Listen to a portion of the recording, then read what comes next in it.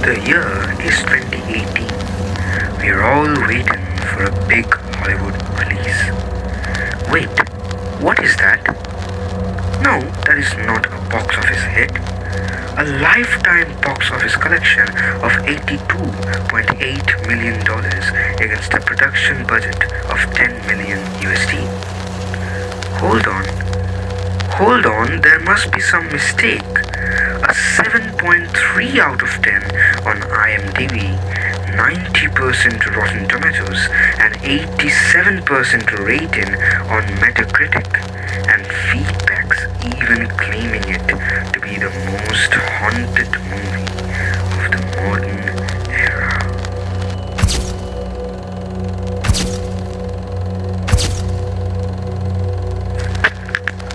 Don't you get it now? A critical hit, but an audience flop. Perhaps too scary to knock out your sleep. Ladies and gentlemen, boys and girls, Kai Productions reporting. Welcome back to a brand new video, and buckle up for a heck of a ride.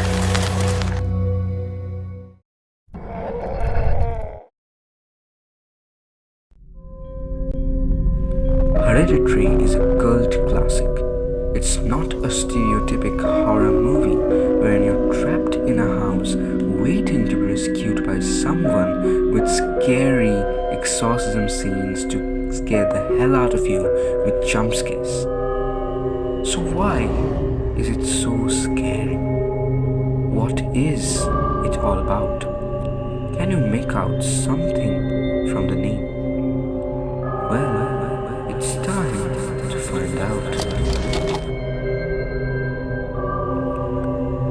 The story begins with the Graham family attending the funeral of Ellen Lay, the mysterious matriarch of the family.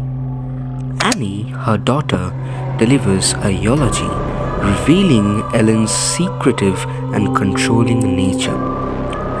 Back home, Annie, an artist who creates miniature dioramas, struggles to cope with her mother's death while raising her children, Peter and Charlie, with her husband, Steve. Charlie, a peculiar and reclusive girl, seems to have been particularly close to her grandmother and displays disturbing behaviors like decapitating a bird to create an art project.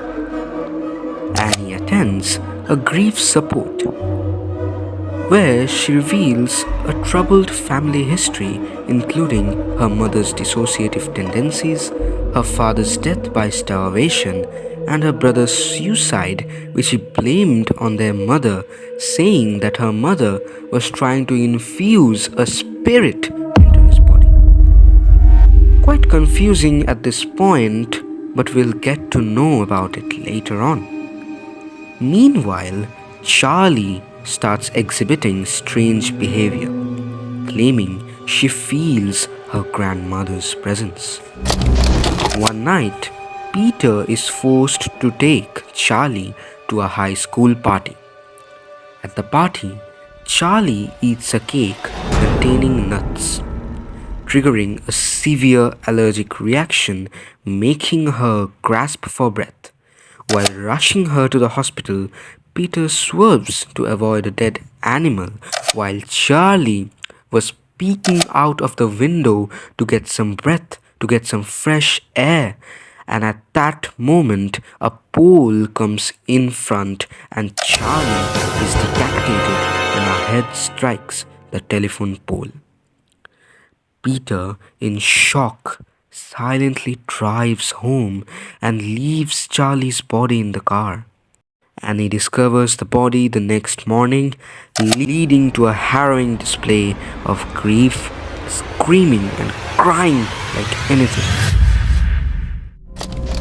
Annie becomes increasingly unstable, distancing herself from Peter, who is racked with guilt.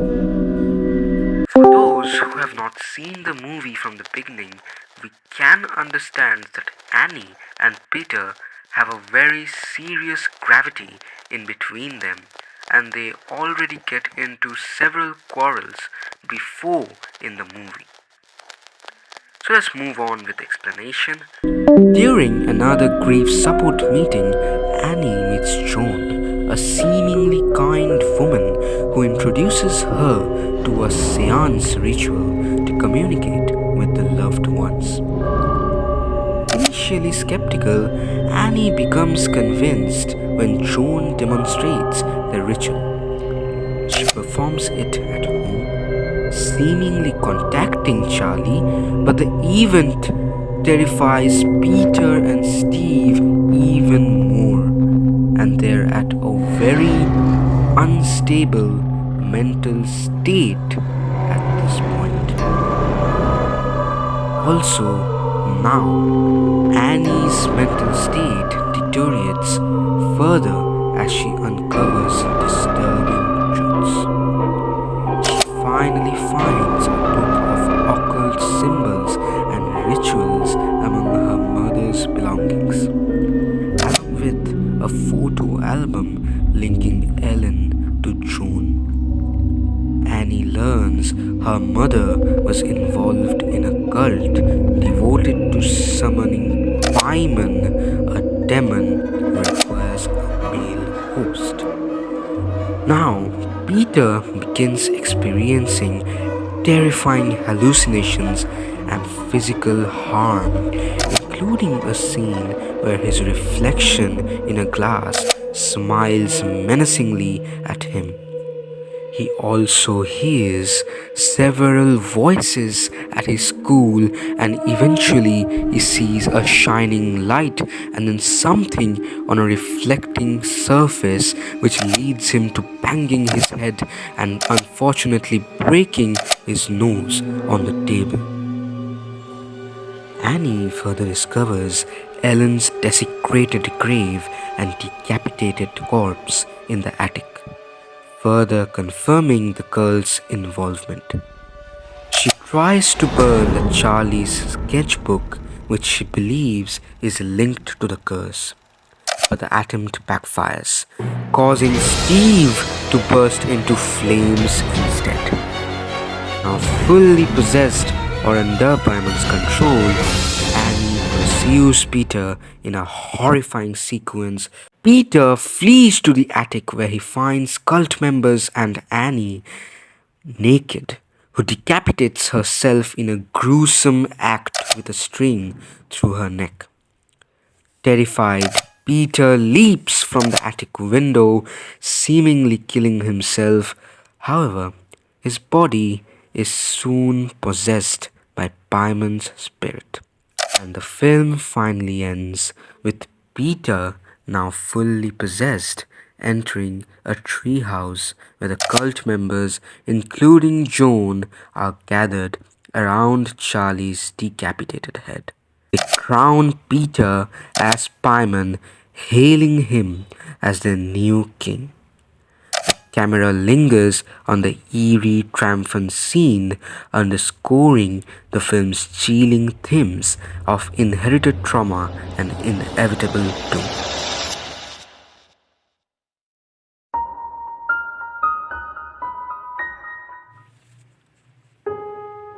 Hold on a bit, we'll clarify all your doubts, but first let's meet with Paimon, whose reference lingers throughout the film. According to mythology, Paimon is a powerful demon who is one of the 8 great kings of hell. His worshippers want him to manifest in the mortal world so he can make them wealthy and knowledgeable. He is said to be very obedient to Lucifer. But what's his connection to the Graham family? Well, Ellen Leigh, mother of Annie Graham, is the matriarch of the Graham family and also of a pagan cult which was obsessed with the return of Paimon from hell to earth, and for that several rituals were performed.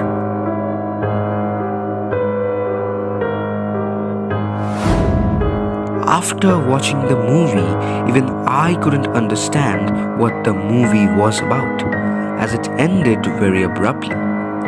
But no, if you pay very minute attention to the details, then you might have got it figured.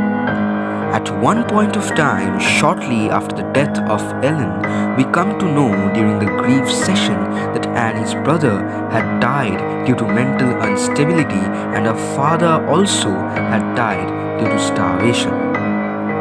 Ellen Lay and Annie were not on good terms, and Mrs. Graham had clearly stated that they were not on good terms.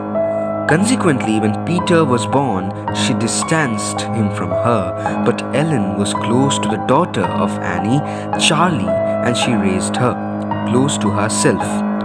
At the end of the movie, when we see Peter committing suicide, yet walking again, totally possessed by Paimon, we can conclude one thing. Paimon needed a male body as a host to come on Earth. This is what Ellen had been doing all along. She tormented her child and his brother, as a result of which he had to commit suicide at the age of 16 due to growing mental conflict. She tried to cast a spell on her husband as well, which led to his death by starving. Now, what's so special about Ellen's connection with Charlie? Well, Ellen wanted to try out the spell on Annie's kids as well. Peter was raised away from her, so the only option left was Charlie. She was fed special foods solely for the purpose of the ritual. We also get specific hints about the abnormal behavior as well. Charlie killed a pigeon and took off its head. How abnormal it is for a small child. She also saw her grandmother and a dreadful burning scenario in the field. At the end, Peter was possessed by Paimon, but that in reality was actually Charlie's spirit, a reverence to her. So Charlie is in fact Paimon, but since she is a female host, so a male body was needed. But how was a spirit channeled?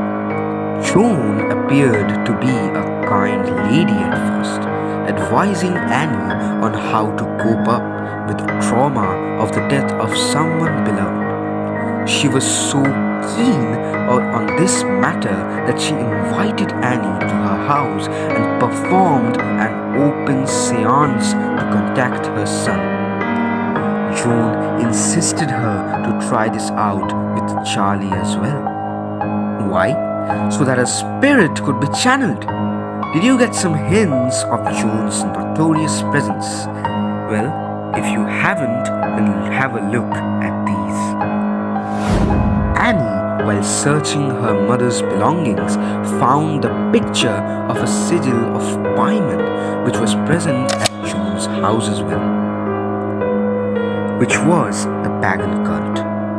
And at the very end, when Peter reached the treehouse, Joan was there to worship Charlie and Paimon along with other beheaded entities. And maybe Ellen's death was a part of the ritual as well. Have a look at this letter of Ellen for Annie, which she found shortly after Ellen's death.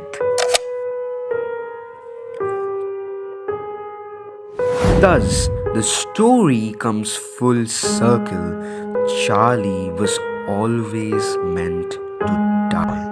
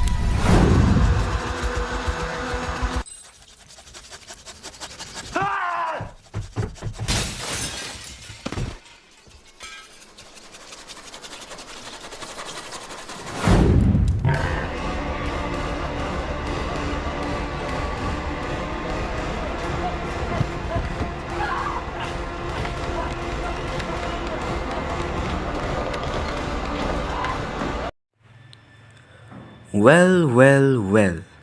How was it? I hope all of you must have understood the plot of Hereditary by now. But be rest assured, it sounds less scary in a recap video than it is actually in the movie.